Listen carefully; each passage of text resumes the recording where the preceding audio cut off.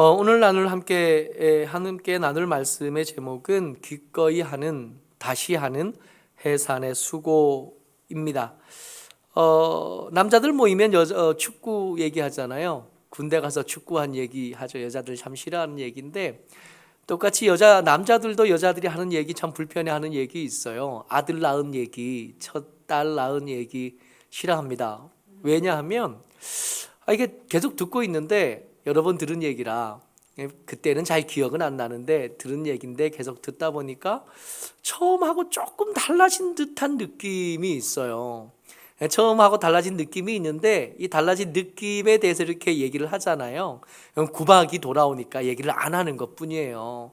남자들 군대 가서 축구한 얘기 싫어하지만 싫어할 만하다고 생각이 돼요. 처음 했던 경험이랑 한 10년, 20년 전 지나고 나면 그 이야기가 달라져 있거든. 제가 느껴도 다른 것 같아요.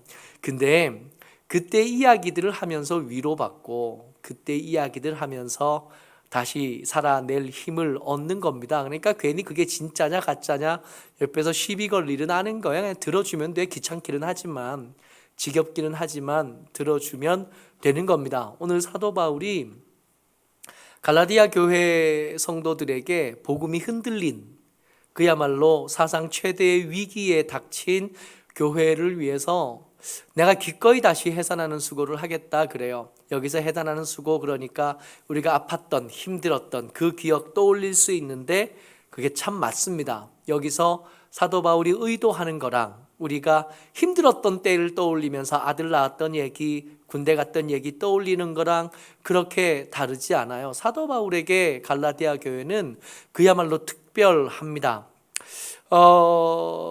사도 바울이 예수님을 만나서 이제 하나님의 사람이 되잖아요. 그전에는 대적자로 있다가 예수님 믿고 예수님 알고 나서는 복음을 전하는 사람이 되는데 인정받지 못해요. 인정받지 못하고 사랑받지 못하고 환영받지 못합니다. 그러다가 바나바의 소개와 바나바의 천거함을 받아서 수리아에 있는 안디옥 교회에서 같이 사역할 수 있게 되었고, 그 사역하는 것을 통해서 교회 안에 사도 바울이라는 사람이 이제 그냥 겉보기로만 회심한 사람이 아니라 진짜 회심한 사람이라는 증거를 얻습니다. 그리고 나서 처음 한 일이 뭐냐 하면 복음 전하러 갈라디아 지방을 찾아간 거예요. 그러니까 사도 바울이 복음을 전해서 교회를 개척하고 그 교회를 개척하면서 내 하나님께서 내게 주신 사명이 어떤 건지 알게 되고, 그 알게 된 사명을 위해서 헌신하고 맺어놓은 첫 번째 열매가 갈라디아 교회인 겁니다. 사도 바울은 갈라디아서에서 내가 너희를, 이 갈라디아 교회 성도들을 자녀라고 불러요. 마치 아비 된 자로서, 마치 어미 된 자로서 갈라디아 교회 성도들, 교회를 생각하고 있거든요. 그야말로 특별합니다. 특별할 수밖에 없는 게 그때 복음을 전할 때 참 힘들었어요. 경험이 없잖아요. 그렇게 먼 길을 다니면서 복음을 전해본 경험이 그때 이전에 아무도 없고요. 사도 바울도 그때가 처음인 겁니다. 사도 바울과 바나바, 그리고 바나바의 조카인 마가 요한과 함께 여행을 처음 시작했는데 이 여행이 생각보다 너무 어려운 거예요. 너무 어려우니까 밤빌리아에 도착하고 나서는 마가 요한은 집에 가버렸어요. 떠나버렸습니다. 그리고 나서 두 사람만 남았는데 늙은이 바나바와 중늙은이 바울만 남아서 북쪽으로 갈라디아 지방을 올라가는데, 지금도 거기 지도를 보면 해안 지방 밤빌리아에서 출발해서 비시디아에 있는 안디옥까지는 끊임없이 오르막으로 올라가요. 산지입니다. 높은 산이 있고 추운 혹한의 겨울이 있는 곳으로 점점 올라갑니다.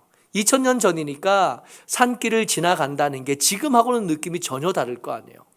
단순히 먼 길을 가야 된다는 것만 해도 어려운데 함께 갈 도울 사람이 없어서 이 두 늙은이가 그 무거운 짐들 다 들고 지고 갔어야 할 텐데 그거 다 지고 언제 도착할지 알 수도 없는 기약 없는 길을 간 겁니다.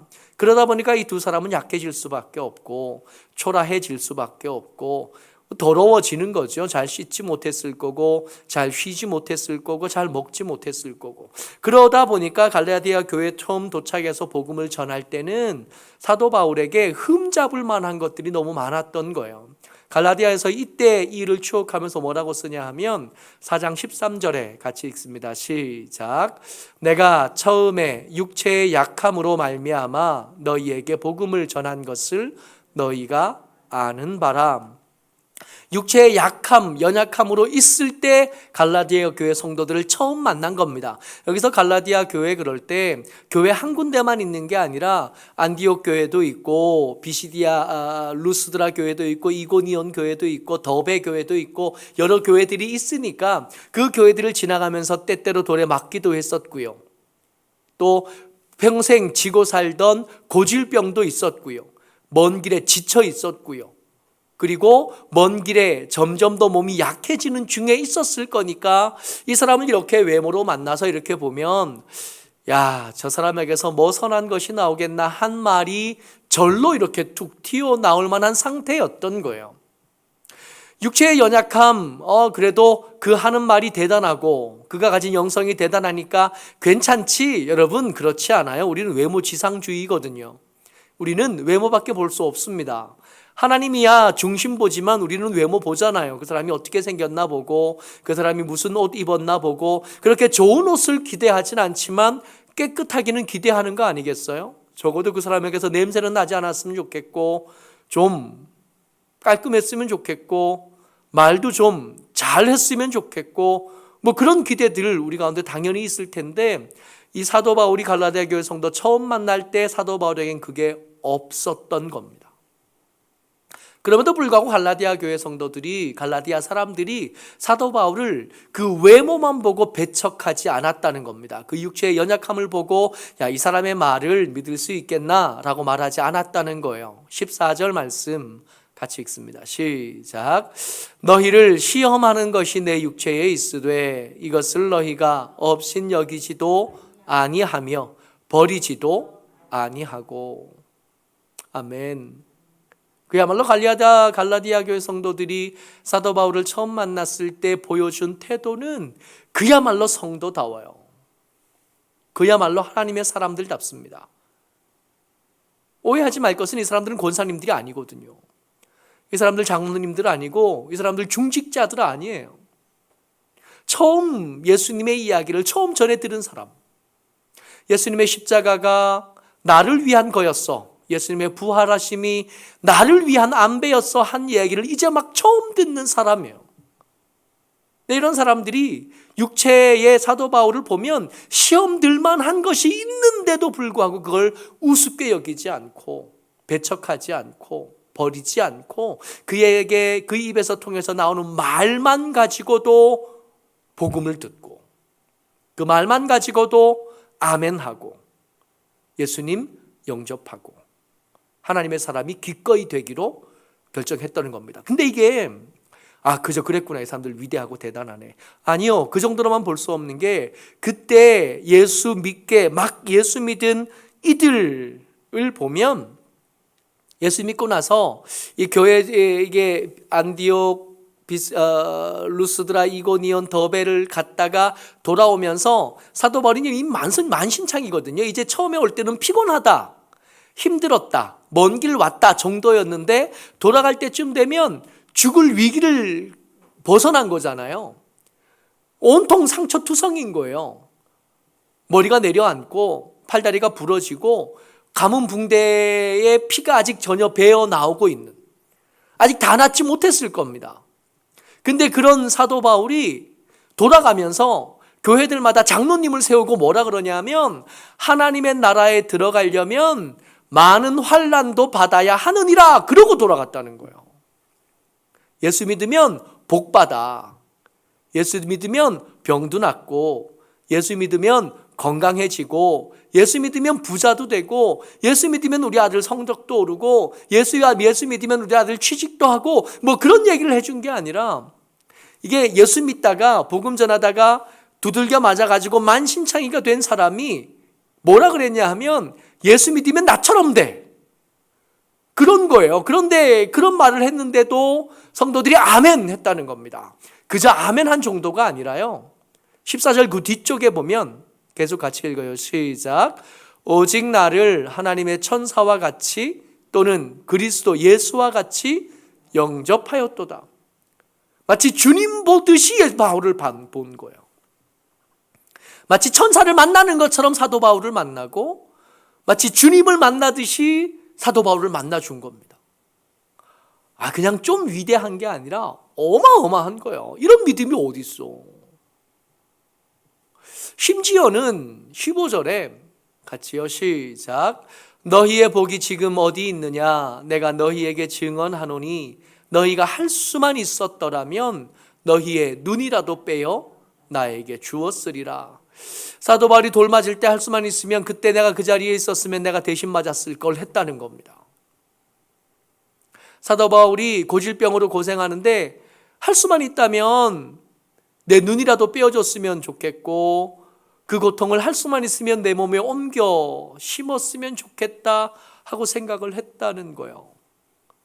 갈라디아 교회 성도들이 바울에게 이렇게 한 겁니다. 이러니까 사도 바울이 그 전도 여행의 첫 번째 열매인 갈라디아 교회 성도들을 사랑할 수밖에 없어요. 고맙다 할 수밖에 없고 특별하다 할 수밖에 없습니다.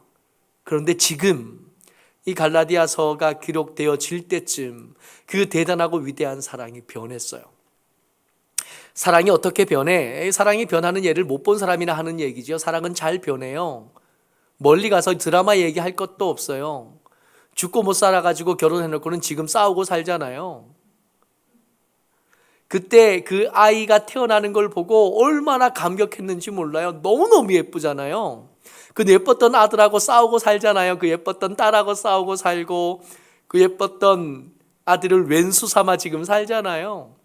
사랑은 변합니다. 근데 그 변한 사랑은 매번 상처가 될 수밖에 없어요. 근데 이 사랑이 변한 게 두 사람이 마음이 변하고 상황이 변하고 형편이 변하고 그렇게 변한 것도 힘든데 그저 변한 게 아니라 중간에 그 사랑이 변하도록 끼어든 사람들이 있으니까 더 화가 나는 거예요. 요즘 그런 거 묻더라고요. 이게 사람들이 헤어질 때 두 가지 유형이 있다면서요. 잠수를 타서 헤어지거나 아니면 환승을 해서 헤어지거나요. 그러니까 딴 놈이 생겨서 헤어지거나 아니면 연락을 끊고 헤어지거나. 여러분 어떤 게 더 좋아요? 뭐 헤어지는데 뭐가 좋아? 둘 다 나쁜데 어떤 게 더 나빠요? 뭐 이런 걸 텐데 이 갈라디아 교회 성도들과 사도 바울의 경우는 환승입니다. 딴 놈이 중간에 끼어든 거예요.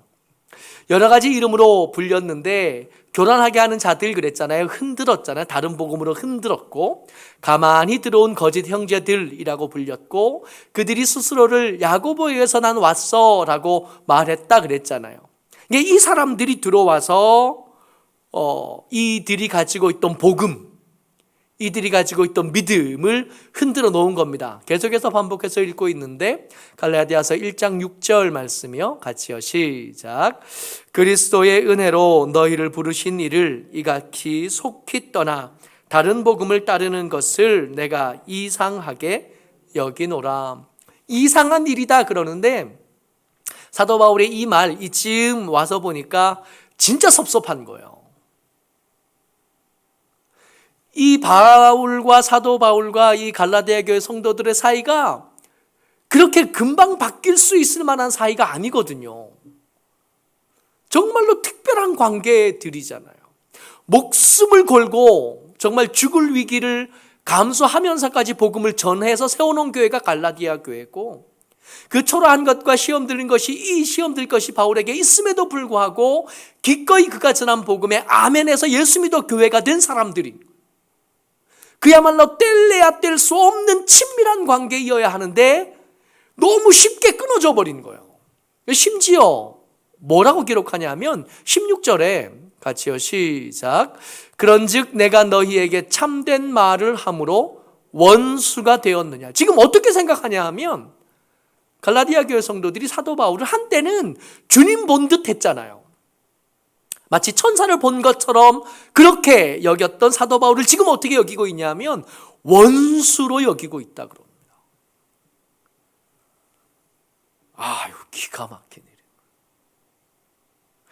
이런 중에 사도 바울이 나를 원수라고 생각하는 마음이 변한, 환승한 이 갈라디아 교회 성도들을 향해서 하는 말이 오늘 설교의 제목입니다. 기꺼이 내가 해산의 수고를 다시 하겠다. 그때 내가 죽을 위기를 겪어가면서 너희들에게 복음을 전했던 그 일을 너희들을 찾을 수 있다면 내가 기꺼이 다시 하겠다 하고 말한 겁니다. 이게 보면 사도 바울이 대단해? 아니요. 대단한 게 아니에요. 사도 바울이 이 갈라디아 교회 성도들을 뭐라고 생각하냐 하면 아들이라고 생각하고 있고 딸이라고 생각하고 있잖아요. 딸이 마음상에서 엄마한테 욕 한마디 하고 떠나가면 엄마는 그래, 이제 끝났지 뭐. 이 정도까지 했으면 이제 끝난 거지. 그러고 문 닫고 비번 바꿔요? 집에 들어올 때 열쇠 비번 바꾸고 이제는 끝났어 호족하고 그래요? 안 그러잖아요, 우리도. 사도 바울에게 이건 특별한 일이 아니라 당연한 일이었던 겁니다. 이 해산하는 수고를 기꺼이 다시 하겠다고 말하는 것은 억지로 하는 일도 아니고 뭐 대단한 일을 하는 것도 아니고 사도 바울 입장에서는 당연하게 하는 거예요. 19절 다시 한번 같이 읽어봅니다. 시작. 나의 자녀들아 너희 속에 그리스도의 형상을 이루기까지 다시 너희를 위하여 해산하는 수고를 하노니. 뭐라고 부르냐 하면 나의 자녀들아 라고 불러요. 그러니까 사도 바울은 이 갈라디아 교회 성도들에 대해서 끊어낸다고 해서 끊어지는 관계가 아니라고 생각하는 거예요. 가족들이라는 게 그런 거잖아요. 우리가 주변에 같이 살아가는 모든 사람들 중에 제일 많이 싸우는 사람이 가족이거든요. 여러분, 가족만큼 많이 싸우는 사람이 어디 있어요? 그죠?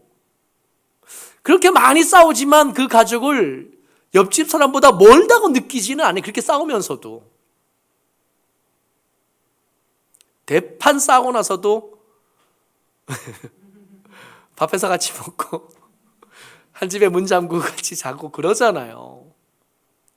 제일 많이 싸우는 사람도 그 사람이지만 같이 있을 때 제일 편안한 사람도 그 사람인 거. 뭐 그런 게 가족인 거죠.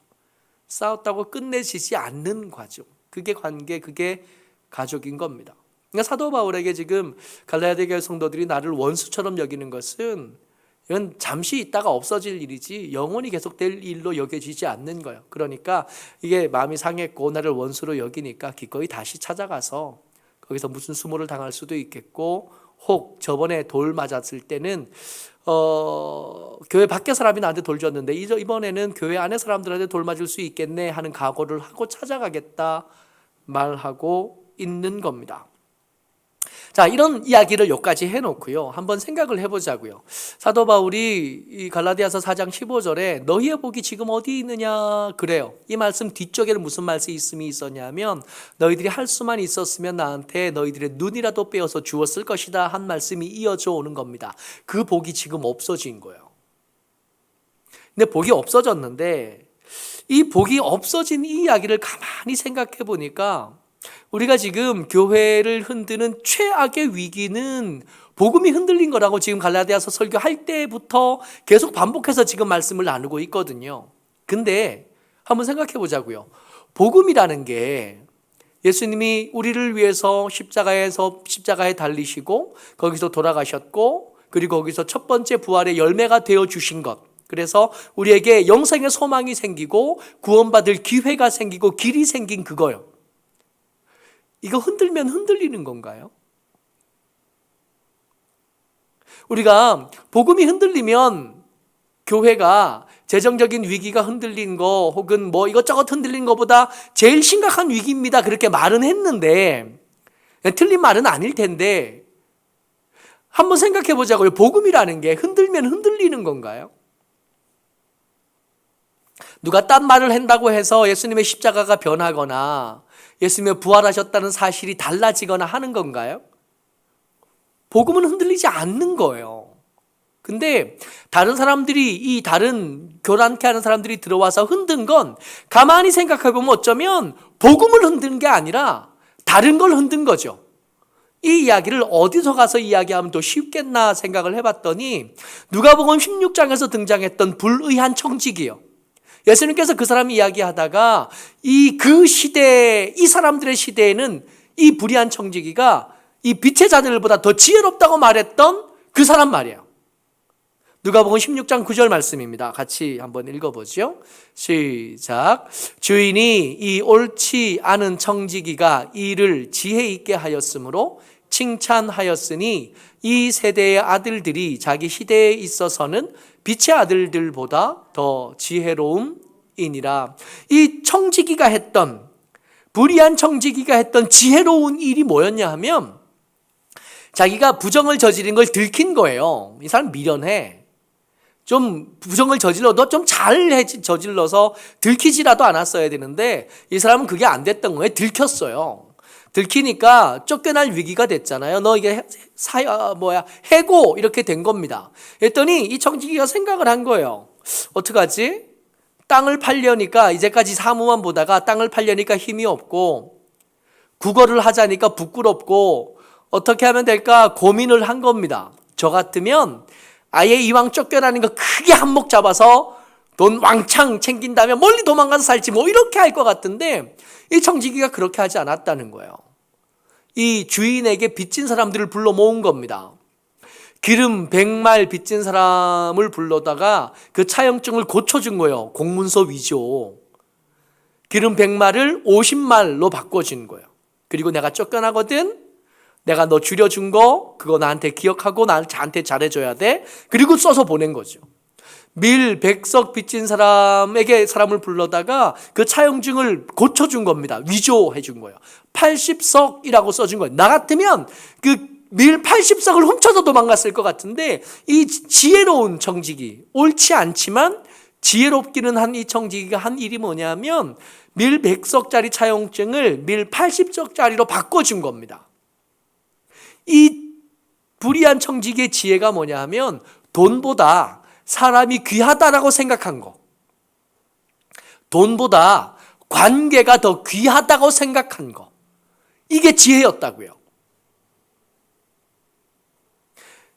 이 교란하게 하던 자들, 가만히 들어온 거짓 형제들, 야고보에게서 왔다고 말했던 그 사람들이 복음을 흔들고 싶은데 복음이 흔들려야 말이지. 복음이 바로 안 흔들리니까 이 사람들이 뭘 흔들었냐 하면 복음을 흔든 게 아니라 사도 바울과 갈라디아 교회 성도들 사이를 흔든 거예요. 관계를 흔든 겁니다. 그랬더니 먼저는 예수님을 의심하기 시작한 게 아니라 예수님은 의심이 안 돼. 대신 사도 바울도 그렇게 의심이 안 될 만큼 대단한 사람이야. 그건 아니라는 거죠. 사도 바울은 사실은 그렇게 대단한 사람이 아니고 사실은 사도인 것 자체가 의심을 받는 사람이다 라고 말했던 겁니다. 복음이 흔들린 게 아니라 관계가 흔들린 거예요. 갈라디아서 4장 6절 말씀, 16절 말씀 한 번 더 같이 읽습니다. 시작. 그런즉 내가 너희에게 참된 말을 함으로 원수가 되었느냐. 그러니까 이 가만히 들어온 사람들이 흔든 건 사도 바울을 원수로 한 거예요. 예수님을 원수로 한 게 아니에요.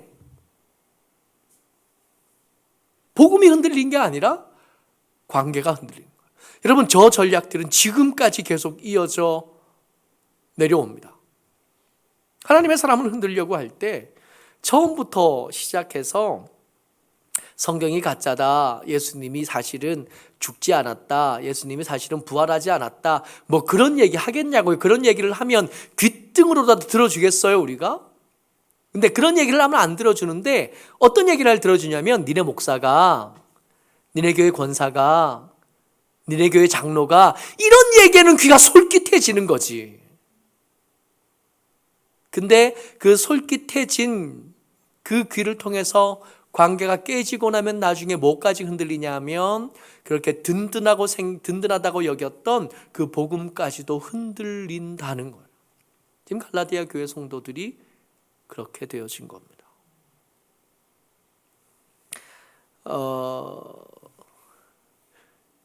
재밌는 글귀를 하나 봤어요. 보이실까 모르겠어요. 뭐라고 써 있냐면 친구가 돈 걱정 안 하고 살고 싶다고 하길래 돈은 잘 있으니까 걱정하지 말고 너나 걱정하라고 말해줬다 라고 써 있습니다. 우리 마음이 너무 시원한 거예요.